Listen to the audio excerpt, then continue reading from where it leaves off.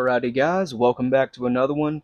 This video is going to be a little bit different. Yes, we will have a range segment at the end of this video, but Olight reached out to us and wanted to know if we would be interested in checking out their new Osight with its adapter, wherever it is right here, for a shotgun or a rifle. It's a Picatinny rail, obviously, that you can attach the red dot to, or green dot. Ours is a green dot. But this sight was originally intended for a pistol, and it comes with all the screws you could ever need to mount it to just about any pistol you can think of. But they are now making a base plate, or a mount, whatever you want to call it, to attach it to a shotgun or a rifle. I have it on my Panzer M4, and you guys will see that in just a moment. They do also make a riser mount, I think is what it is, and it's skeletonized. The purpose behind that, I believe, is to still allow you to use your iron sights. Correct me if I'm wrong, but I did look at their website for this product right here, and it didn't really say a whole lot about what this is for, but it could also be just to get the dot a little bit higher for people with, I guess, larger heads? I don't know. It gets the red dot up a little bit higher anyway, and it's skeletonized in the middle. You guys will see it in just a moment. I think it is so you can still use your irons. But anyway, I'll open up all of these individually, and we'll take a look at what's inside of them. Honestly, this is my own thoughts here. What's inside here, is really impressive. They have thought of just about everything. But anyway, let's crack this open and see what's in the box. So yeah, we already have the red dot installed on the Panzer, and we have it sighted in for Remington sluggers. It's hitting point of aim. So this is the magnetic charging cover. You charge this with a USB-C type charger. Again, it's magnetic. You can see the sensors right there. I'm not really sure. But you slide this over the dot and it charges it. We'll talk more about this in a moment, but really, really nice design. We have the ever-coveted desiccant pack. This is a foam block that they put in here to hold the magnetic charging cover and the dot itself. Pull this out. This is the right way around. Thank you for being part of the Olight family. Your support is why we do this. Cool. This is the user manual. Have one hand right now, guys. Sorry, but yeah, user manual. It goes over everything you need to know, how to charge this thing, how to use it, how to adjust it for windage and elevation. The plus turns the dot on. It also raises the brightness and size of the dot. The minus, it decreases the brightness and size of the dot for more precise shots. That's how we look at it anyway. You hold down both for a couple seconds and it turns the dot off. And quickly, we'll go over this.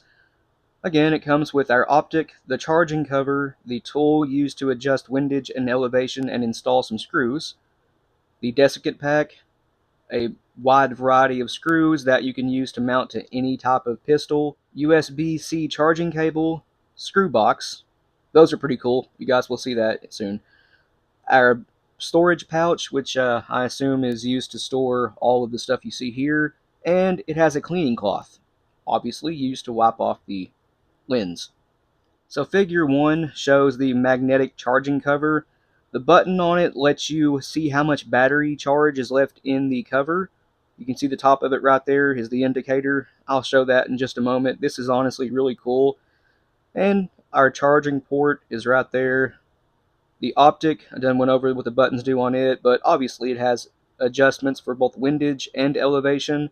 We have, again, side of the gun in. They turn very easily. One click is 1 MOA of adjustment. The lens measures horizontally about 1 inch, and the vertical is about 7/8 of an inch. They're both a little bit smaller than 1 and 7/8 of an inch respectively, but pretty good size. Figure 2 shows how to charge it. Obviously, just plug it into a block in the wall, and it'll charge your magnetic cover up. By the way, this thing will last, the optic, 70,000 hours of continuous use on the lowest brightness setting, and 70 days of continuous use on the highest setting, the brightest setting. That's seriously impressive. 70,000 hours is roughly 2,917 days. My wife did the math on that, and that's really, really impressive. To charge the optic, well, first you have to charge the magnetic cover, then you just slide this over the optic and it'll charge it. I do want to mention on their website they did list that after 10 minutes of inactivity the dot will turn itself off, so that's a plus. So that pretty much covers everything in the user manual that's important anyway. This box right here, I like these tabs on it, easy to pull it out, that way you're not turning it over and just dumping it. But this contains the tool that you use to adjust windage and elevation and install some screws. That is a really awesome tool, and Josh pointed this out. I did not notice it, but it has a skull design in the middle of it. He thought it was pretty cool. But let's crack this open. It's just a charging cable and tool, really, but we'll take a look at it. So when I said Olight thought about everything, what I meant is stuff like this. Both ends of the cable have a plastic protector on them, and it is bound with a cord. And the other item in the box is the tool that you again use to tighten your screws or loosen them and adjust windage and elevation. Basically, it's a sort of like a flathead screwdriver. This is plastic, the main part of it is, but both ends are made of metal, steel. So, honestly, this thing is really, really durable. I thought it was going to break, but no. I have two of these. I did try to break this. It's not breaking. And the last box inside the box is our bag that you use to store all this stuff. If you don't want to use the box, say you have this in your range bag or something, you got a bag to store all this stuff in, and a cleaning cloth. And the bottom of the inside of the box says, "Thank you." Well, you know what? You're welcome. Actually, it seems I forgot to cover this. This is the box that has all of the screws in it that you would need for different pistols with different size threads. But we have 6x32, 4x40, number 6x40, and M3. And the box does separate into 4 different parts. They are dovetailed together in case you'd ever need to do that for anything. Okay, so here is the magnetic charging cover. The button on the side of it activates it to let you see how much charge is left in the cover itself. Really cool design, looks kind of sci-fi futuristic. The charging port is obviously in the back of it. The Olight logo is on this side of it. Looks pretty nice. Okay, so going over the mounts here, we're not going to cover what's in this box because I already have the mount on my Panzer with the red dot installed, green dot installed. So instead, we're going to cover the one that's skeletonized that lets you get your dot up a little bit taller, and I think you can still use your irons with this. It does look really nice, matte finish. There are the Allen screws to obviously mount it to your pick rail. The threads for the Allen screws already have thread locker on them. That is a huge plus. You don't have to do it yourself. The optic is mounted to the adapter by just 2 screws, and it has a couple studs for proper alignment. Very easy to install. It's really simple. And of course, it comes with an Allen key, the screws, and the multi-tool to tighten everything down. I figured out a way to mount the Panzer to my dresser here, my bench if you want to call it that. So the magnetic charging cover, how it works, you just pick it up and set it over the optic and it will automatically start charging it. Now this is already fully charged, but that is really cool to see that. It shows you how much battery life is left in it. The plus sign turns the optic on. It also raises the brightness. The minus sign will decrease the brightness and size of the dot, or you could hold them both together, hold them both together and that will turn the optic off. Right here is the elevation adjustment. You could also use a small flathead screwdriver, but again, it does come with a multi-tool. The windage adjustment is on the right side of the optic. Here's the magnetic sensor. Again, just slide the cover over it and that will automatically start charging your dot. Yes, right now you are looking at my living room floor. The dot is on its lowest setting right now, and here it is being raised up to its brightest. As you can see, it's like looking at the sun now. We prefer it on about half power. It does reduce the size of the dot and the brightness, allowing you, or at least us, to get much more precise shots off. Okay, and now for the third difference in audio here. My microphones died on me. I started with those, but that's okay. They have kind of poor audio quality inside a house anyway. Not so great outside. I switched to voiceover. and now I'm just using phone audio. But that's going to conclude the bench segment on this, if you want to call it that. We're going to move to the range now. The first clip you'll see is us just shooting the gun with the dot on it. That was our first shots. We wanted to test if the dot would hold up to some really heavy recoil. They were some pretty stout loads, all hand loads. But we have since shot it even more off camera. No issues at all. It's holding 0. We have it sighted in for, again, Remington Sluggers. If I didn't mention it, Remington Sluggers 1 ounce 12 gauge. But after that, we'll group some slugs for you guys, but rolling into the range segment now. We had a company reach out to us and send us a red dot. Its name is Olight, or their name is Olight anyways. And this thing's loaded up with a bunch of piston hot buckshot. This is the first of many tests come on this thing here, but we'll see if it just holds up to a bunch of massive recoil. It was originally designed for a pistol. Sounds fun to me. You ready? Yeah. That's pretty quick. Yeah, it walked off my shoulder, but it still stayed where I wanted it, so. It ain't wiggling or anything else. I don't know why I just dumped him like that, but. It looked pretty fun to me. It was. Ow! Look! I done that a second ago with my index finger. That hurts. Ha! Is that all of them? No, it can't be. Well, it didn't fall off the gun, guys. I don't really know what this test is supposed to prove here, but just seeing if it holds up. But it ain't broke, so let's see what you can do with them. You ready? Yeah. Oh, that one didn't cycle. That may have been the one light shell. Oh no, I know what it is. It's quad buck, and it's bulging the plastic out really bad. Is that in focus? You know. Now it is. It's quad buck, and the hull is bulged out bad. And I'm worried that the rest of them are like that too. We'll find out though. There it is again, see? It can't chamber those bulged out hulls. That hurt.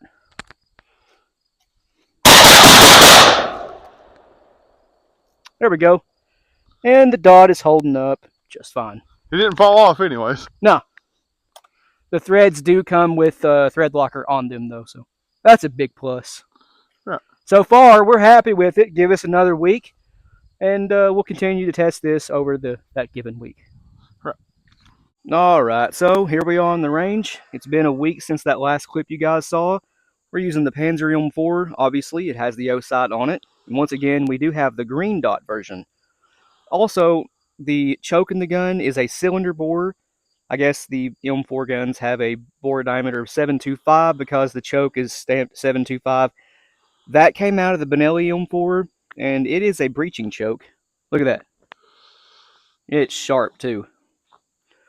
So Josh is going to shoot 5 of these 730 round balls. He'll speak on the data whenever we get to it. I am shooting these Rio Royal slugs. They are 1 1/8 ounces, moving 1410. And this is what they look like. Original Brennecke's. The load I am shooting is 32 grains of long shot, the FS12, 3 Maxi Nitro cards, and a 73 cal round ball. I've got 5 of these loaded up in this Panzer Arms M4 clone. It's got a cylinder choke that's roughly 725 thousandths diameter. I guess. Well, I ain't even guessing. Let's see how they do. I expect these to do pretty well. They should be moving close to 1400 too. We forgot the chrono at my house though. So no chronos today. Nope. Oh, you ready? Yeah. A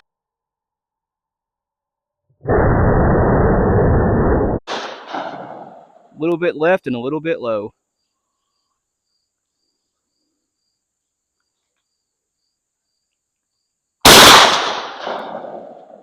Three inches high of that one, and looks like an inch left. Dang near same hole as his first shot. Right above those, maybe an inch. And that one hit his third shot. That's a very good 4-shot group with one sort of a flyer. Not really, but sort of. I can see it the way I turned my head. I can catch the light through the paper. Right. All of those are moving about 7,000 feet a second too.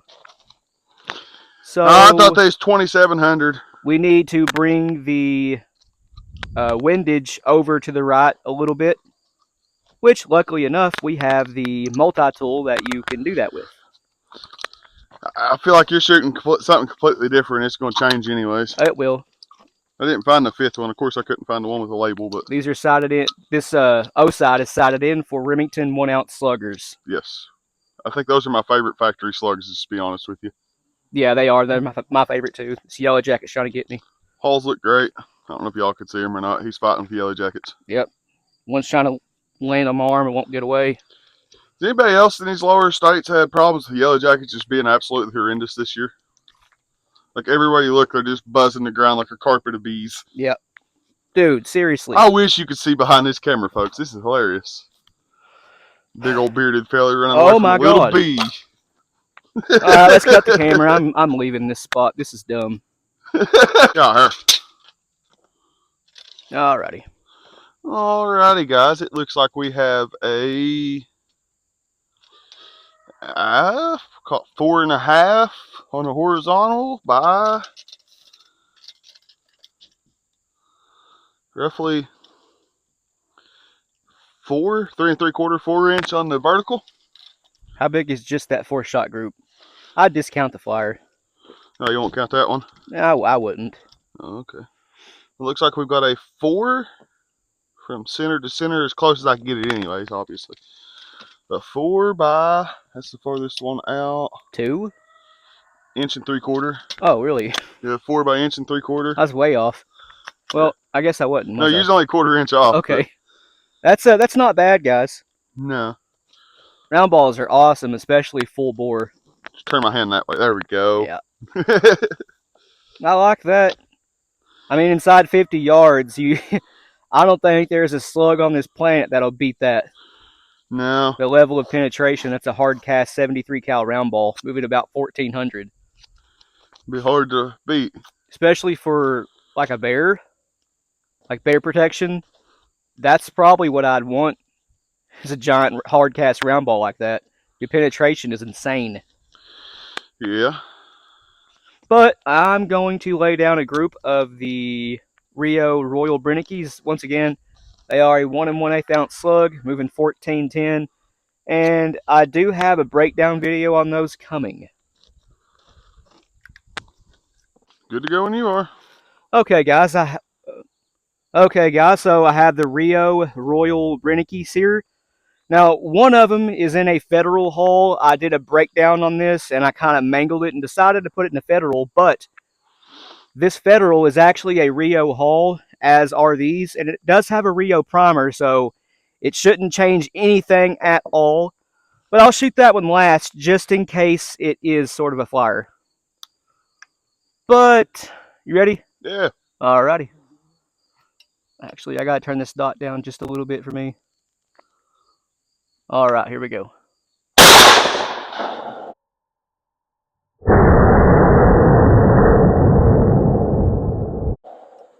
Ooh, these do hit in a different spot. A little bit high.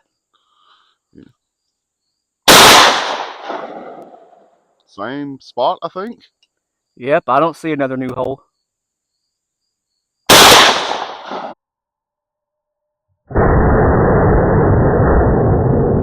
Right beside that spot. Right below that spot. Alright, there's 4, and I think I have a pretty good group. Here's the 5th one. Once again, it is in a technically federal, but the hull is still made by Rio, and it does have the primer out of that original shell, so once again, shouldn't change a thing. And it didn't. It didn't. Alright, I think I have a pretty good 5-shot group. Yeah. Alright, well, let's go check that out. Alrighty, so I have a really good 3-shot group here, and there's 2 right here. I wouldn't really call them flyers, but they did hit in a different spot. Overall, that is a center to center 5-inch vertical by 3 inches horizontal. That's not bad. It looks to be roughly the same shape and size as the one Josh laid down, don't it? Yeah, I just zoomed in on it for y'all. That's a little consistent. Not bad, though. That's a little bit of consistency in a very inconsistent sport. When I sat down there off camera, I did sight in the Osight 4, Josh's group right here. And as you can see, the Brennickies hit in a pretty different spot than the round balls did. With the Remington Sluggers, they were hitting like an inch to the left of point of aim, but the elevation was perfect. So I still think Remington 1-ounce sluggers are probably the best factory slug on the market. I don't know. That's what I feel like too. If you just go into the Wally World to grab a box of slugs to go knock down a whitetail, that's what I'd go for. Me too. These Brennickies, yeah, they're accurate and they're really cool, but I still feel like the Remingtons are more accurate. Ain't quite as powerful, but they're more accurate. Accuracy sometimes beats power. Yes. Power usually comes in for lack of accuracy. Well-placed shots better than 5,000 foot-pounds of muzzle energy. Yep.